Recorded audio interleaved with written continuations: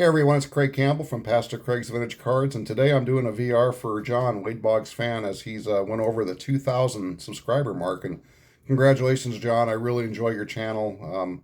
Just love all the different videos, all the knowledge that you put out there on the countdowns on the videos, and it was really nice to meet you at Strongsville. And looking forward to seeing you again at the National and maybe down the road again at Strongsville. But just wanted to say congratulations and just thank you very much for what you provide for the YouTube community. And you asked a question about how has YouTube affected us as content creators, and I can say that YouTube has been unbelievable.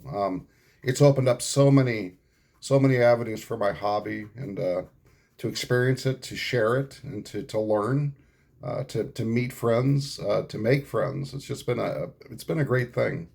And for me, my hobby days go back quite a ways. I started collecting about 1972, and here's a 1972 John McLaughlin Milwaukee Bucks card, and here's one of my original cards, Jeff Petrie, and you can look at the creases, Trailblazers. This is one that I had back in 1972 or 73, and so I've been collecting for a long time.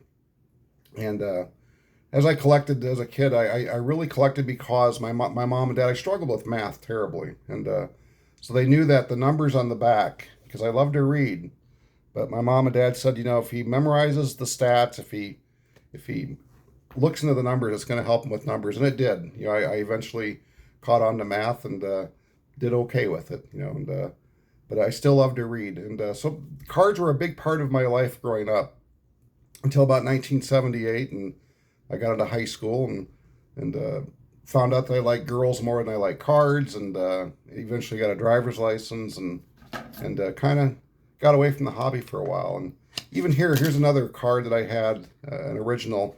This is a 1969 Brian Piccolo, and you can see the creases running up and down the side of the card. But this is a card that I've had since 1969. I don't even remember getting the cards in 69. It could have been my brother, but that's a card that's been with me for a long time.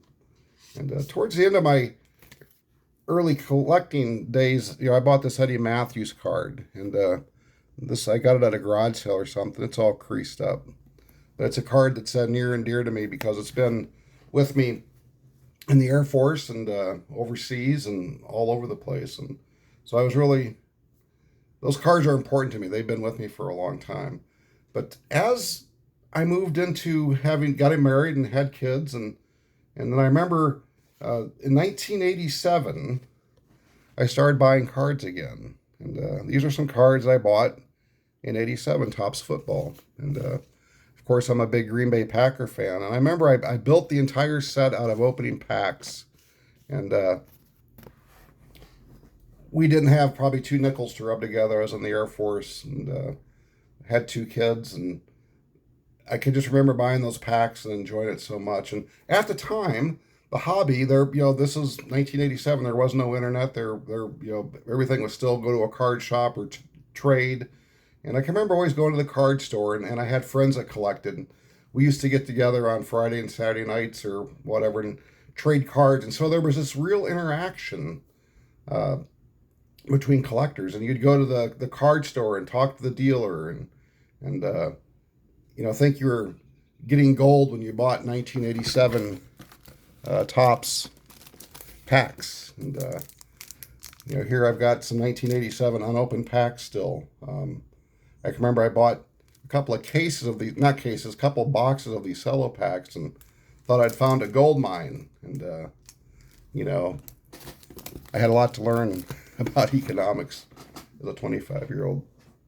But I still have those 87 cello packs I probably bought them in 88. And I didn't collect all that much as my kids were growing up. And, then we had grandkids and my granddaughters. I can remember they made this for me on a Father's Day, I think it was. These hands hold our Papa's heart, my three granddaughters, and they still do, although now they're getting quite a bit older. They're 17, 16, and 13, and we still talk every now and then, not as much, and they're doing their old thing. I continue to support them and pray for them every day. But as things started to change a little bit in our family, I kind of got back into collecting again. And, through more modern collecting, like for John McLaughlin, who was one of my favorite players, I ended up eventually buying this beautiful 1970 John McLaughlin card. One of my favorite players. The reason why McLaughlin is so important to me is because I can remember going to a mall and getting an autograph from John McLaughlin, probably in 1972 or 73.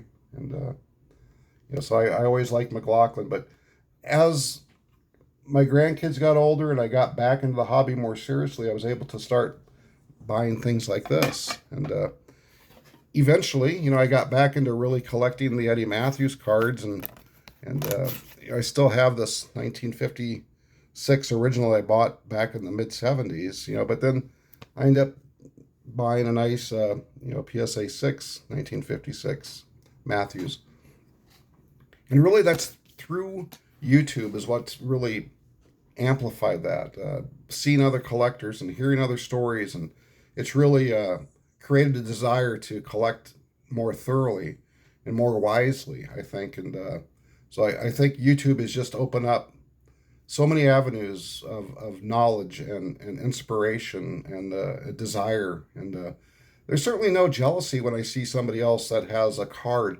If anything, there may be a little bit of envy, but not envy like a begrudging envy, but more of a envy like I want to get that.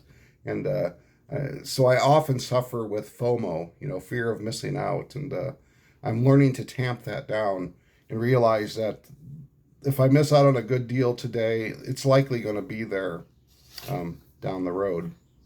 But then at Strongsville, I was able to recapture a little bit of my youth with these 1962 Green Bay Packer cards. Paul Hornig, I used to have that card, and about that condition. This 1962 Bart Starr, 1962 Jim Taylor. I remember I bought those 62 cards at a garage sale because I was born in 1962. And so I thought it was kind of neat to have cards that were from the same year that I was born. And it's really through YouTube that's really gotten my juices flowing again with collecting. And then I stepped into content creation.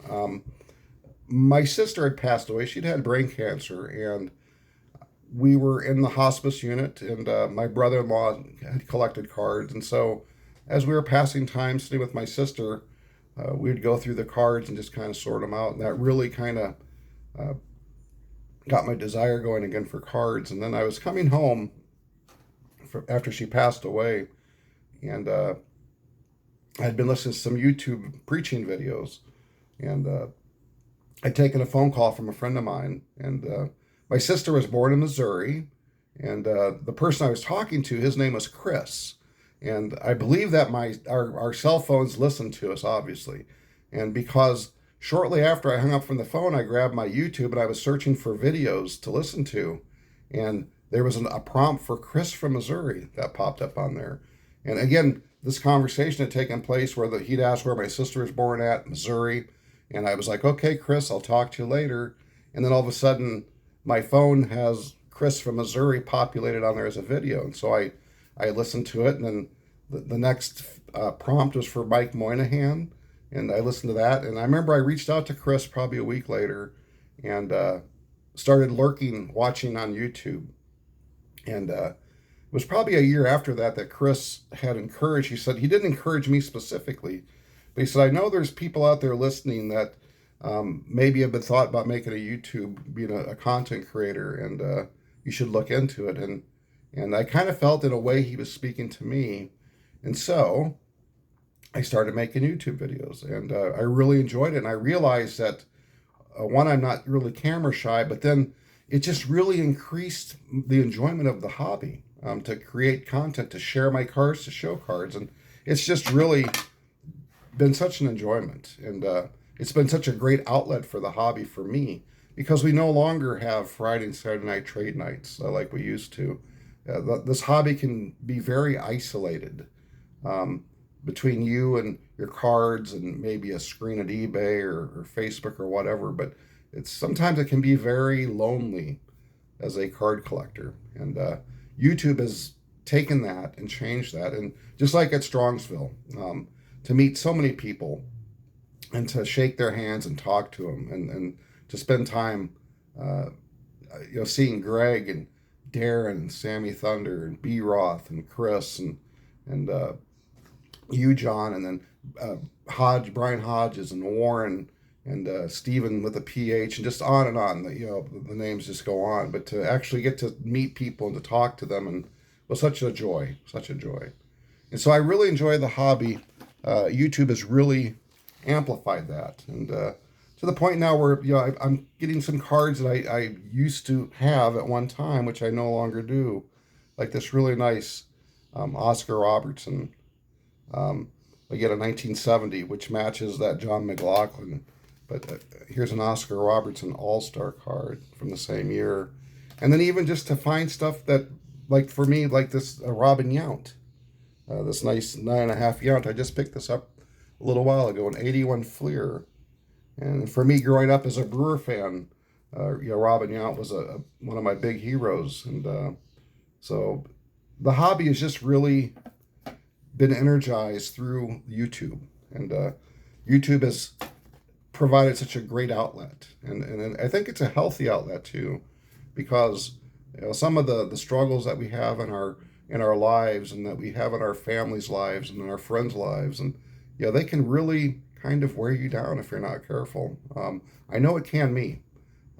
We have many, many moving pieces in our lives, and some of them are rather disjointed and can be really difficult and stressful. And sometimes there's things happening in your loved ones' lives or people that you care about that you really can't do anything other than just pray for them and be there for them.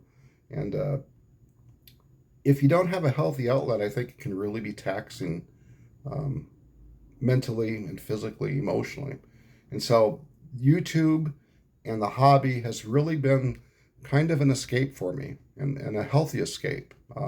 Yeah, it costs a little bit of money, but it's a healthy escape. It's not detrimental, and I try to stay within my budget and make sure that I don't step outside that. But just to have met the many, many people has been the biggest joy of being a YouTube content creator. And so I just really appreciate all of the people that I ran into, the people that subscribe, the people that watch. I enjoy their content. I listen to many videos, and I learn so much, and I just really appreciate it. And it's been a great way for a guy that's moving into retirement to feel sometimes with some purpose and with some planning, and my kids are growing up, my grandkids are soon to be grown up, and sometimes you're looking for what's the next thing. I'm moving into retirement here in the next couple of years, and this hobby and YouTube has really, I think, been almost like a crutch as you move into that area. It helps you kind of get your mind taken away from what's next. And so I really, really enjoy the hobby, and I enjoy YouTube, and I enjoy everybody's videos. And John, this was a great idea for content creators to talk about what YouTube has meant to them and how it's helped their hobby. And not only has it helped me with my hobby, but I think it's helped me with my personal life too. It's sometimes keeps me from straying into areas I shouldn't stray into, and it's given me a purpose again, beyond all the other purposes at work and within our family. But sometimes our idle time could be rather purposeless, and that's where I think people get into some difficulty. And so this has just been a great outlet for me, and I enjoy making this long video. I'm sorry it's so long, but just a lot to share, and just a lot to think about as I go through through this video response. But John, again, 2,000 subscribers, just such a great channel, great information. Just really enjoy what you put out there, and just keep it up, and we'll see you at the National. Take care, everyone.